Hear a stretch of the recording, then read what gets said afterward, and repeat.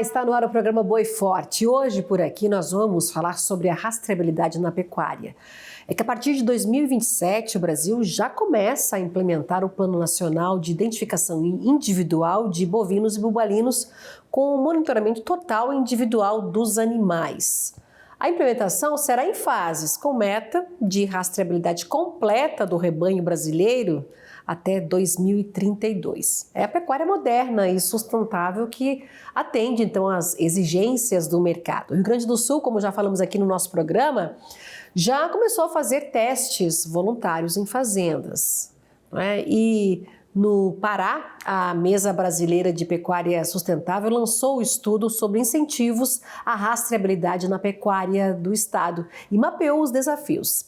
E minha entrevistada, para falar da rastreabilidade individual de bovinos e bubalinos é Michele Borges, gerente executiva da Mesa Brasileira de Pecuária Sustentável, uma associação multissetorial sem fins lucrativos que reúne representantes de toda a cadeia de valor da pecuária brasileira para promover, práticas produtivas, sociais e econômicas responsáveis. Muito bem-vinda, Michele. Muito obrigada, a gente agradece a oportunidade. Prazer em tê-la aqui. E vamos lá, vai chegar um momento, Michele, onde todo pecuarista brasileiro ele vai precisar fazer obrigatoriamente o monitoramento do rebanho individualmente. Como é que o Pará, no estado produtor, vai se preparar para esse ciclo de exigências do PNIB? Quais as potencialidades do estado? Hoje, na verdade, a mesa ela não está olhando especificamente apenas para uma região ou um bioma, né? Esse estudo ele deriva do grupo de trabalho de rastreabilidade que a gente tem na mesa. Foi um estudo realizado, contratado pela Agroícone, que a gente contratou a Agroícone para fazer esse estudo, como forma de entendermos a questão do potencial que o Estado tem em termos de rebanho e de extensão territorial, né? E sabendo da questão que é um Estado que tem muito rebanho aí, oriundo de pequenos e médios produtores. Esse estudo ele vem para identificar como que a gente pode acelerar essa adoção de forma eficaz, para que a gente tenha escala e principalmente que a gente consiga fazer com que esse dinheiro ele chegue na ponta para os pequenos e médios, principalmente aqueles que precisam ainda ou tem algum entrave em termos de regularização, né? Porque a gente entende que a rastreabilidade ela é uma ferramenta aí de gestão que pode estar ajudando aí em temas complexos, né, que a gente precisa dar vazão, dar condições em termos de estrutura, incentivos e capacitação técnica.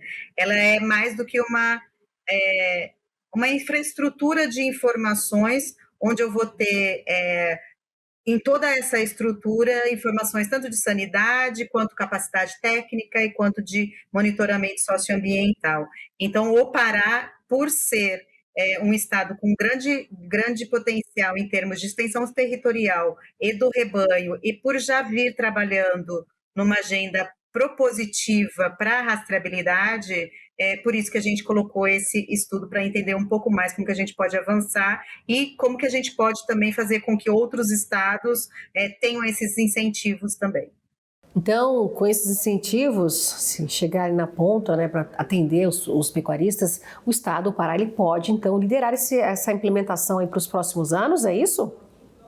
Sim, tem uma grande oportunidade do Pará, ele ter aí, dentro do Estado, um avanço ainda maior do que ele já vem tendo, das suas ações que ele já vem tendo, e conquistar novos mercados, né? Mostrar o potencial para esses produtores em termos de reinserção do próprio produtor dentro da cadeia e também como que ele pode continuar acessando mercados e novos mercados que o Brasil vem abrindo. Então, é uma série de oportunidades que nós entendemos que precisam chegar de uma maneira correta ao produtor na ponta, a informação, assistência técnica, o acesso ao crédito, o monitoramento e fazendo com que a cadeia, todos os elos do setor se converse e trabalhe em prol desse avanço, senão a gente não consegue chegar na meta do PNIB em 2032,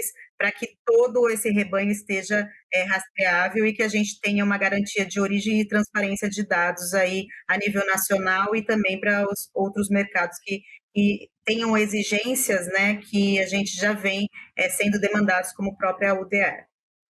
Então, tem que ter essa sinergia de todos, né? O Estado tem as questões antigas, enfrenta desafios com problemas fundiários, né? Regularização, conflitos agrários, e para avançar, para se chegar a essa rastreabilidade efetiva, tem que ter essa sinergia, essa ajuda, né? Para avançar nesses entraves.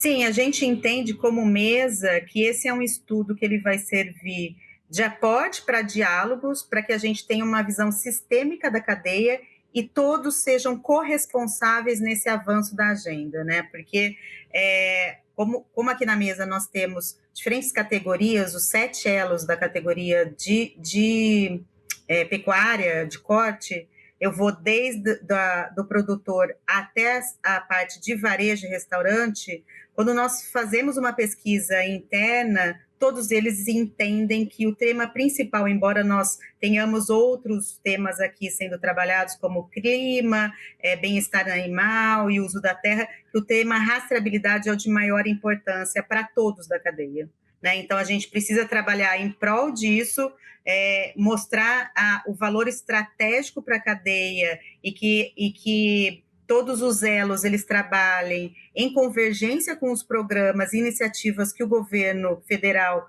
já vem apresentando e como que a gente pode apoiar ainda essas políticas públicas e trazer outros programas ainda mais coerentes de acordo com biomas e regiões específicas do país, porque cada região tem uma particularidade que deve ser considerada para que a gente avance aí em termos de escala nessa rastreabilidade.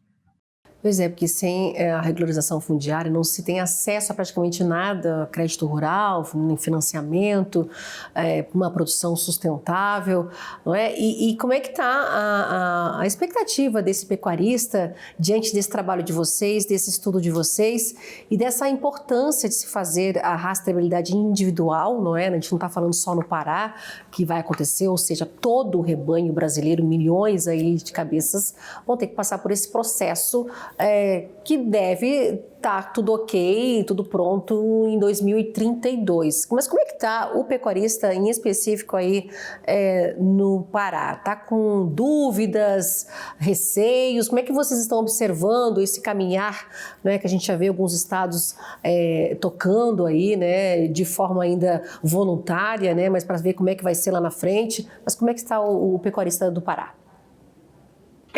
No caso específico do Pará, a gente tem uma grande concentração de pequenos e médios, né?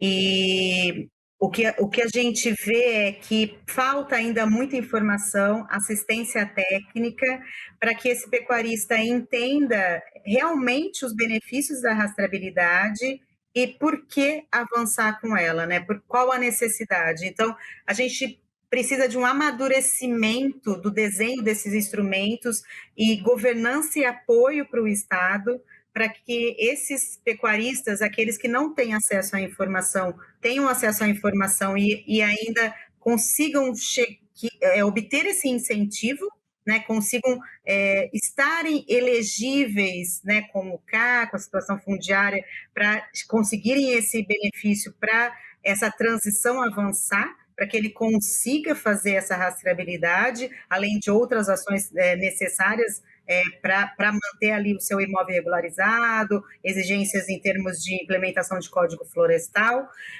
mas não é só uma dúvida do produtor do Pará, é algo geral, né? Então, assim, a mesa ela vem trabalhando também na comunicação, ela vai começar a soltar a comunicação a nível nacional para todos os estados, numa linguagem mais assertiva, mais objetiva e simples, para que nós mostremos para esses produtores que não é de uma hora para outra que ele precisa estar adotando essa rastreabilidade, que vai ser algo faseado, mas que é algo importante, porque principalmente vai ajudá-lo numa questão de gestão de propriedade e de produção.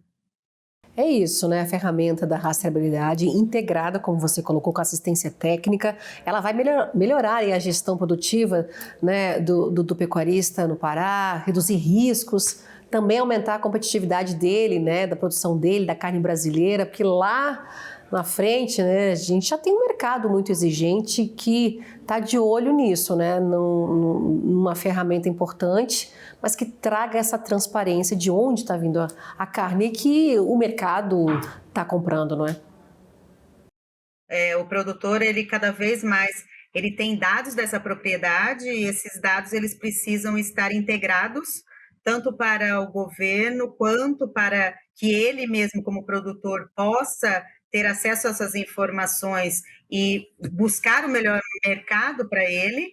Então é importante que ele tenha esses dados muito bem monitorados e que a gente consiga dar credibilidade e transparência da origem até a ponta, né, na venda. Então, é algo que a gente precisa estar trabalhando numa questão educacional ainda com o pecuarista, muitos já fazem, mas principalmente os pequenos e médios, a gente precisa entender a realidade de cada um deles e ver como que a gente consegue ajudá-los, principalmente nesse acesso a crédito e assistência técnica, porque o banco ele vai liberar um crédito mediante a uma confirmação de um monitoramento posterior de que aquele dinheiro está sendo utilizado para a adoção daquela prática, né? Então, a gente precisa garantir que realmente o crédito chegue para a rastreabilidade, né?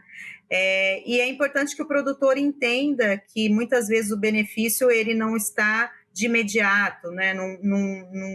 Normalmente, o produtor ele costuma perguntar, né? O que eu vou receber?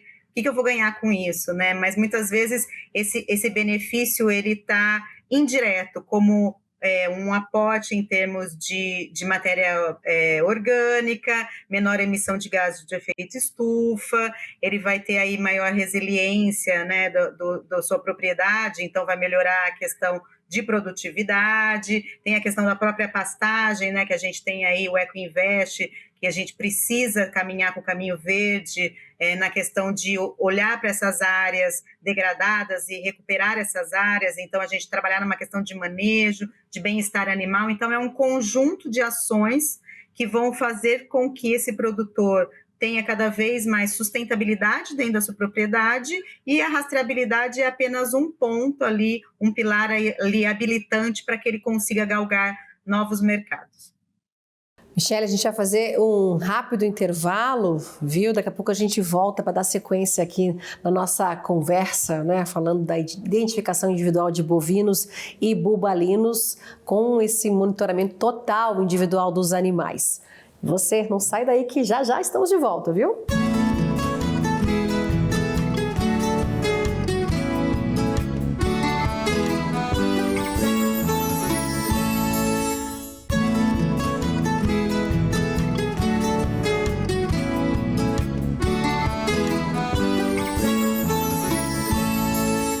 Voltamos com o nosso Boi Forte. Hoje nós estamos falando de rastreabilidade individual de bovinos e bubalinos, o PNIB, né, que em 2032 já deve estar ocorrendo, né, no país, na pecuária brasileira.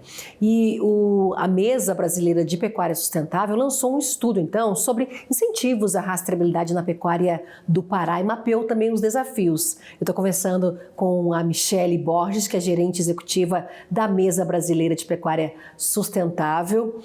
Agora, Michele, são os desafios que a gente colocou no primeiro bloco do programa, mas que isso é passível de se acontecer, porque tem muito tempo, até 2032, né, quando o programa, o PNIB, tem que estar de fato efetivado, já funcionando, ou seja, tem todo esse tempo, né, melhor dizendo, onde o Estado ele pode se preparar, o pecuarista ele pode se preparar para ter a sua rastreabilidade individual, não é, que vai ser obrigatória agora, correndo aí nos trilhos, não é?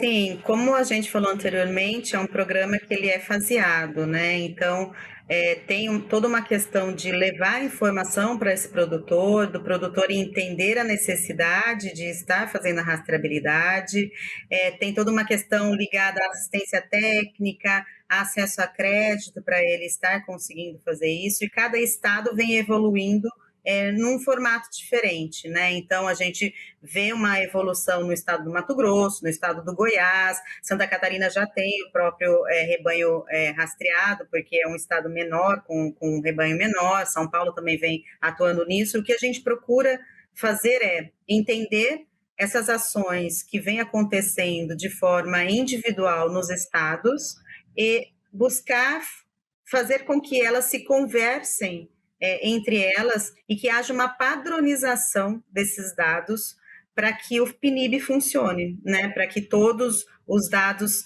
cheguem de uma forma correta, no mesmo padrão, e que todos tenham acesso à mesma informação. Isso que é o importante, que o produtor ele tenha ali na ponta a informação do que ele precisa para evoluir e que também como ele pode buscar essa evolução, essa ajuda, né? Onde ele pode buscar essa evolução, essa ajuda. Então, mais do que colocar a rastreabilidade em prática, a gente precisa olhar para questões fundiárias, né? A própria questão do CAR, como é que está aí o produtor em termos de capacitação técnica, para depois ele também seguir com essa atividade cada vez mais eficiente, cada vez mais sustentável.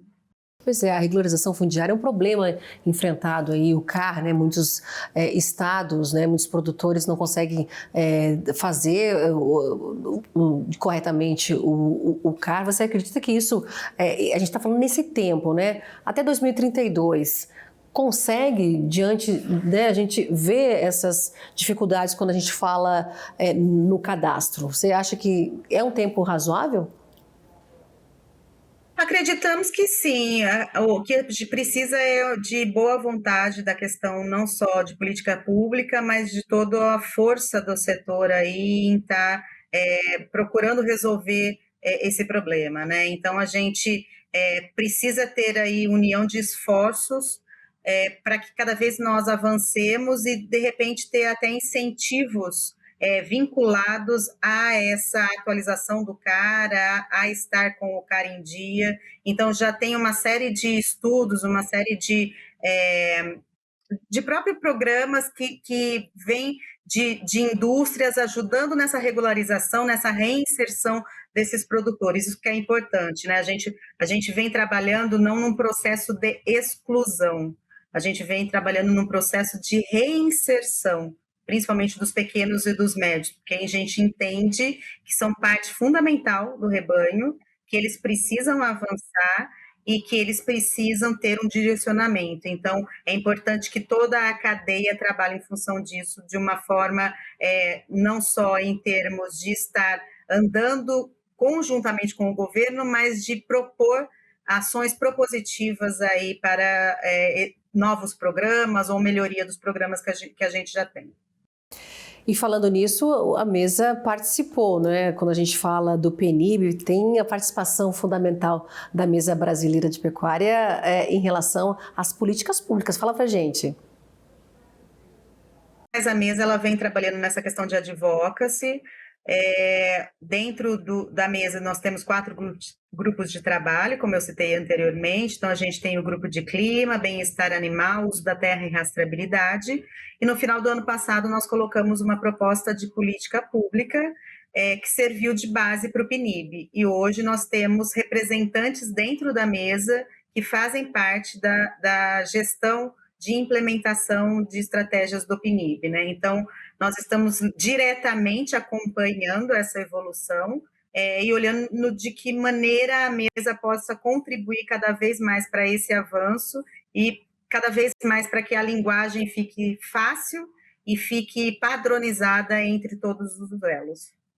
A gente está falando, não é, Michele, da mesa em relação a esse estudo para o Pará. Tem outros estados onde a mesa brasileira vai se concentrar em outros biomas? Nós trabalhamos a nível nacional, então sempre os diálogos que acontecem com os multi-stakeholders da cadeia, eles são sempre numa abordagem nacional. O estudo, na verdade, foi realizado com foco no Pará, porque ele veio derivado de um outro estudo, então a gente aproveitou e procurou entender melhorias ali em termos de incentivo para essa adoção.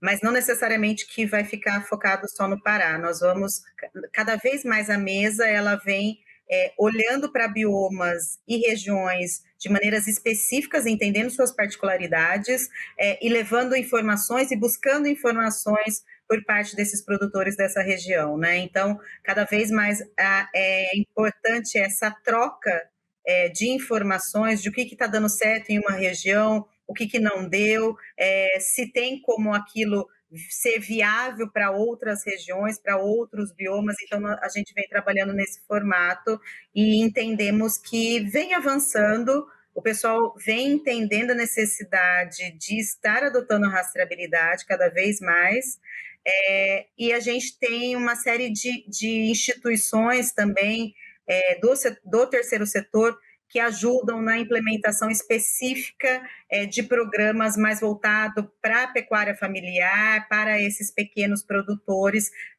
com forma de incentivos a estar cada vez mais aderentes a essa rastreabilidade e a acesso a crédito e a outras demandas ainda do mercado internacional.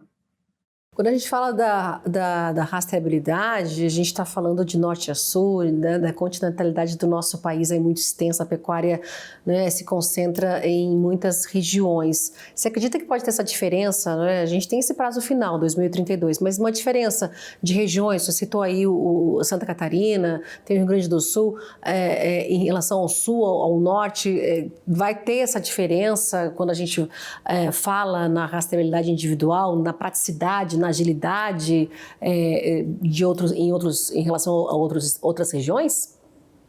Sim, a gente vê regiões que vêm avançando bem, como Mato Grosso, Goiás, São Paulo, Santa Catarina, Rio Grande do Sul. E aí depende muito de uma questão não só governamental, mas estadual, né? E também de apoios de empresas, de indústrias privadas que tem ali na região. Então, por isso que a gente procura conectar essas ações para que consigamos escalar de uma maneira cada vez mais que a régua seja praticamente igual para todos, né? Logicamente que nós teremos diferenças, porque uns estados são mais avançados que outros, alguns já têm um discernimento, uma compreensão maior da importância da rastreabilidade, por terem produtores também mais tecnificados e que já têm mais uso de tecnologia. Então, a gente entende que vai ter alguma diferença e a tendência é que esses que já estão à frente, que eles puxem os demais. Pois quando a gente fala da rastreabilidade individual de bovinos e bubalinos, a gente está falando de uma exigência, né, que vai atender a uma exigência cada vez maior do mercado externo e mostra, não é, uma pecuária moderna, uma pecuária sustentável, tem seus desafios aí em algumas regiões, mas o prazo 2032 pode ser muito bem, aí, como você falou, um prazo bom que pode atender e trazer esse resultado do final. Nós temos agora rapidamente alguns minutos, queria que se desse um balanço em relação ao trabalho de vocês, não é? Como é que foi 25 e expectativa para 26? O trabalho da mesa é sempre muito extenso, assim, em 2025 a gente focou muito na questão da COP, como outros setores também, outras entidades, nós trabalhamos conjuntamente com os nossos associados em uma série de 4 workshops para que nós tivéssemos um documento de posicionamento da pecuária para a COP30, nós estivemos na COP levando essas informações e o documento ele levou como mensagem principal que a pecuária brasileira ela é uma aliada do clima e da segurança alimentar. Isso tudo veio com embasamento do que a gente já discute dentro dos grupos de trabalho e com o que a gente vem discutindo com diferentes stakeholders de diferentes instituições, né? Para 2026, nós vamos continuar com esse trabalho, né, do que a gente elencou como ações estruturantes e habilitantes para escalar essa pecuária brasileira e mostrar para o mundo o papel positivo da pecuária em termos de mitigação.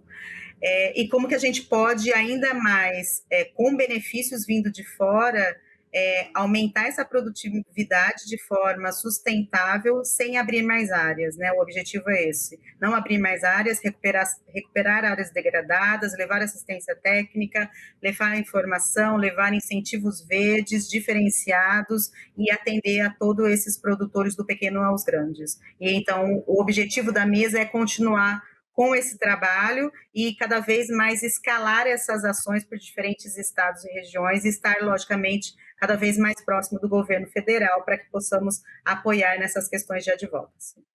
Outro passo importante, né, 2026, a gente vê aí, como você bem colocou, não é? Recuperar áreas degradadas, né, sem derrubar nada, a floresta sempre em pé, é o que prega, é o que é a agricultura brasileira, a pecuária brasileira, mas é isso, são desafios que têm que ser vistos e tocados, né? A gente vê para 2026 essa possibilidade, essa grande possibilidade acontecendo, né? Sim, sim.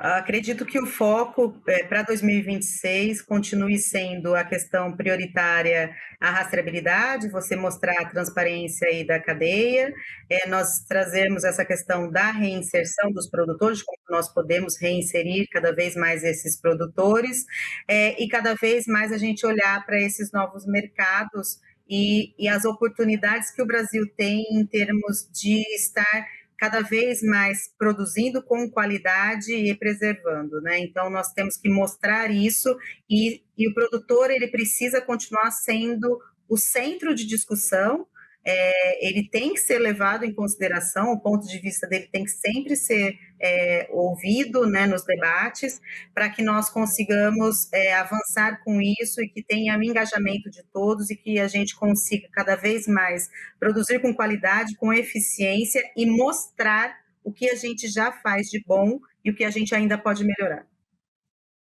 Michele Borges, gerente executiva da Mesa Brasileira de Pecuária Sustentável, muito obrigada pela tua participação hoje aqui no nosso programa Boi Forte, viu? Um feliz ano novo, um feliz Natal, antes de tudo, um feliz ano novo para você e até 2026 para a gente voltar a falar aí do trabalho da Mesa Brasileira, viu?